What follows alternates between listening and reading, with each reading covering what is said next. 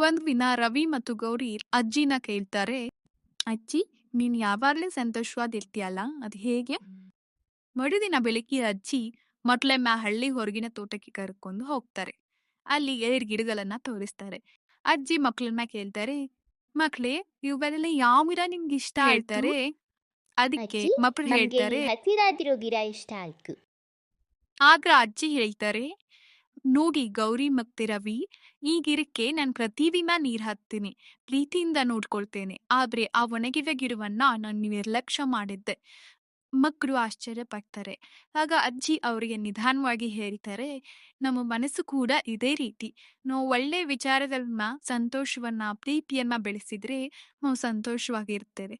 ಆದ್ರೆ ಕೋಪ, ದುಃಖ, ಅಸೂಯೆ ಇವುಗಳನ್ನ ಬೆಳೆಸಿದ್ರೆ ನಿಮ್ಮ ಮನಸ್ಸು ಕೂಡ ಒಣಗಿಬಿಗಿರಿದಂತಾಗುತ್ತೆ. ಮಾರಲ್ ಇವು, ನಮ್ಮ ಮನಸ್ಸಿನಲ್ಲಿ ಯಾವ ವಿಚಾರಗಳನ್ನ ಬೆಳೆಸುತ್ತೀವೋ ನಮ್ಮ ಜೀವನ ಕೂಡ ಅದೇ ರೀತಿ ಆಗುತ್ತೆ.